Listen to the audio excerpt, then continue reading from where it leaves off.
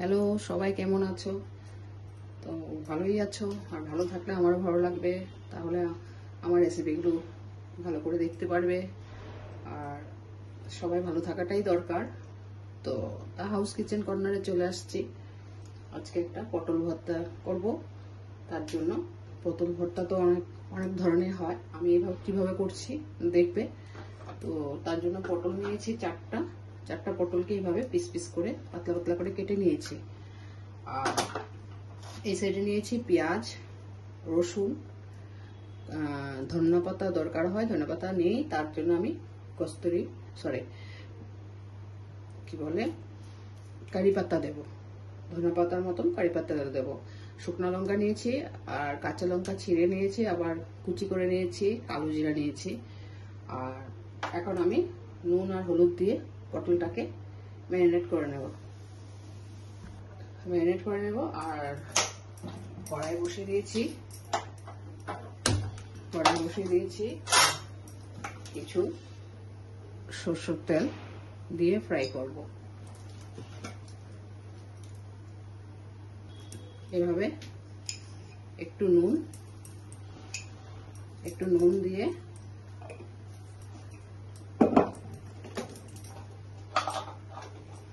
একটু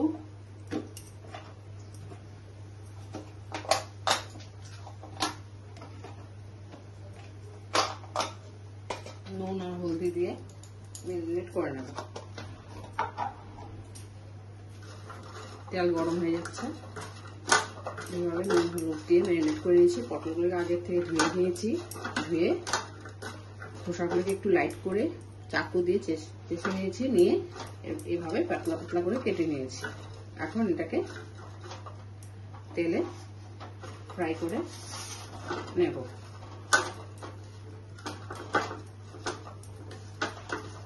ফ্রাই করে আগে তুলে রাখবো। এইভাবে করে ম্যারিনেট করে নিয়েছি, ফ্রাই করে তুলে রাখবো। তাহলে আমার রেসিপিগুলো কেমন হচ্ছে অবশ্যই লাইক, কমেন্ট, শেয়ার, সাবস্ক্রাইব করে দেবেন প্লিজ। তাহলে আমি এইভাবে তেলে দিয়ে দিচ্ছি, একদম ডার্ক করে, মোটামুটি ডার্ক করে ফ্রাই করে তুলে নেব। দেখো এইভাবে করে ফ্রাই করে নিচ্ছি।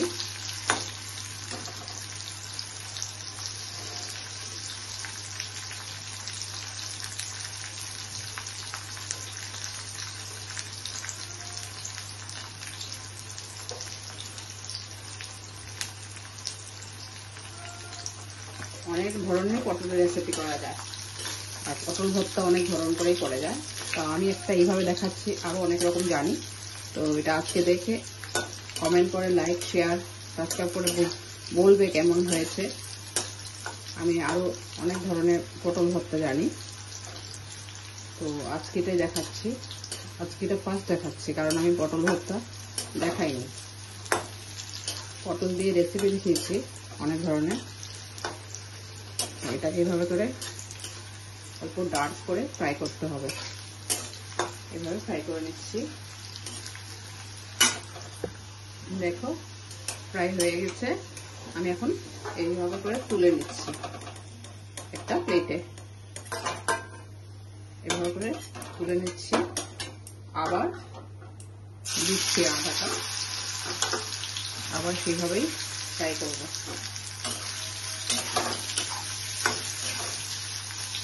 এভাবে ফ্রাই করে আবার তুলে নেব।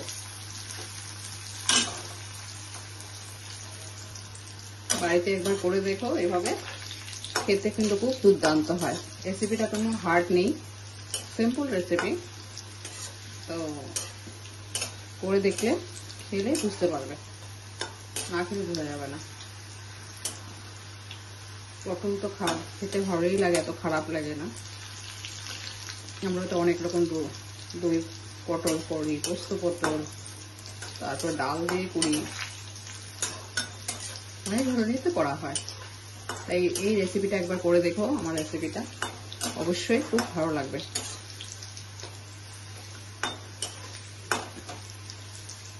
এইভাবে করে ডার্ক করে অল্প ফ্রাই করতে হবে।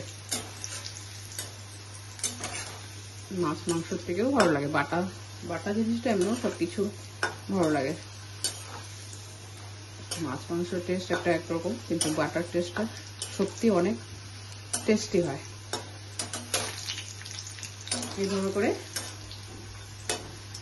ডার্ক করে ফ্রাই করে নিচ্ছি। এটাকে তুলে নেব।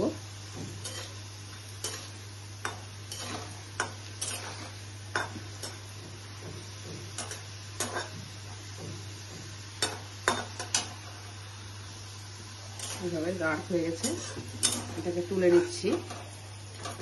সেকেন্ড টাইম তুলে নিলাম, রেখে দিলাম এই সাইডে। তাহলে এখন কালো জিরা এভাবে দিয়ে দিচ্ছি, দিয়ে একটু পেঁয়াজ ফ্রাই করব। শুকনো লঙ্কা দুটো দিচ্ছি, কুচি করা কাঁচা লঙ্কা দিচ্ছি, আর রসুন দিচ্ছি।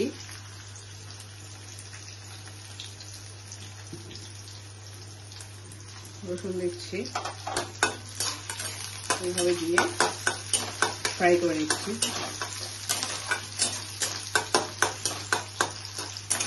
এখানে মশলার কিছু প্রয়োজন হয় না, কোনো মশলার দরকার নেই।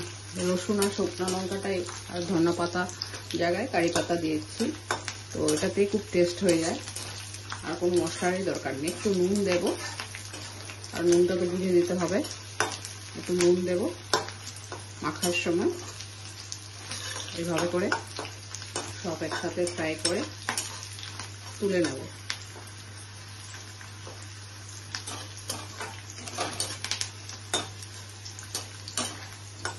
দেখুন খুব সুন্দর ফ্রাই হয়ে যাচ্ছে।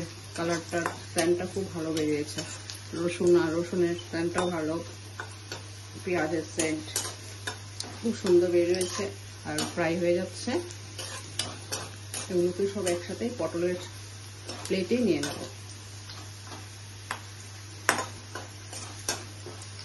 তার জন্যই বললাম রেসিপিটা এমন কোনো হার্ড নেই, আর কোনো মশলারও প্রয়োজন নেই, কিন্তু খেতে দুর্দান্ত টেস্ট লাগে।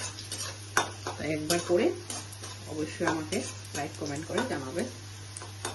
তাহলে আমি এগুলোকে প্লেটে নিয়ে নিচ্ছি। এভাবে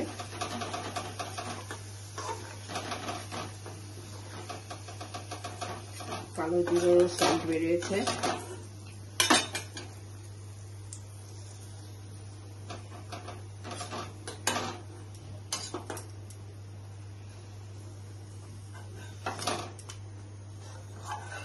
এভাবে করে সব নিয়ে নিলাম,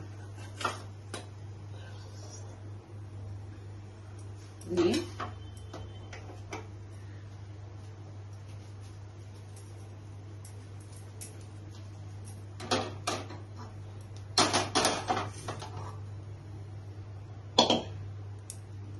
এভাবে সব নিয়ে নিয়েছি।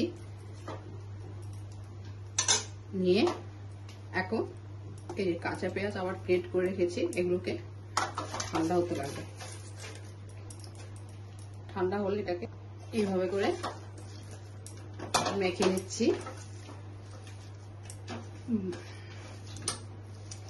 এটা হাতের উপরে প্রেসার দিতে হবে। সব একসাথে মেখে নিয়েছি।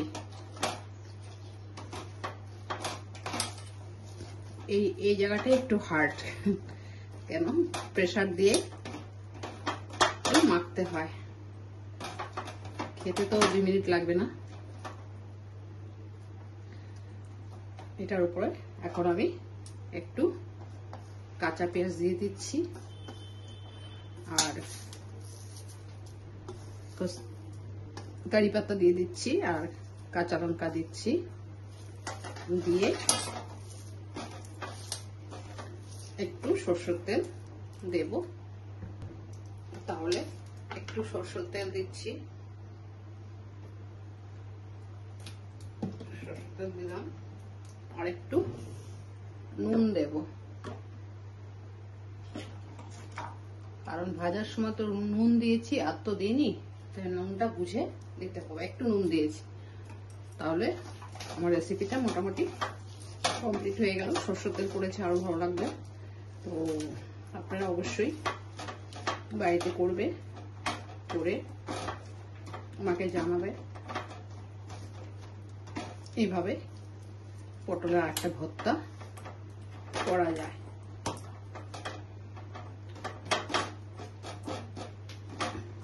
এটাকে মিক্সিতে মারা যায়, মারলে একদম বেশি হয়ে যাবে, তার জন্য নরম হয়ে যাবে বেশি। এটা একটু মুখে পড়লেও ভালো লাগবে, পিস পিস।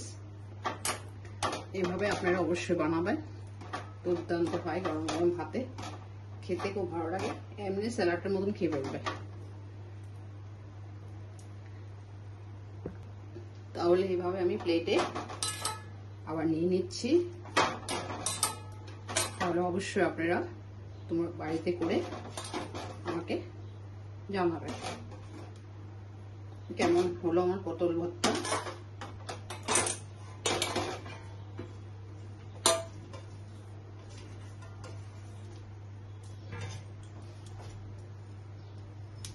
কেমন হয়েছে পটল ভর্তাটা অবশ্যই লাইক কমেন্ট করে শেয়ার সাবস্ক্রাইব করে দিবে প্লিজ। তাহলে আমি রাখছি, ভালো থেকো। আর আজকের রেসিপিটা এখানেই শেষ করলাম। Bye bye, thank you.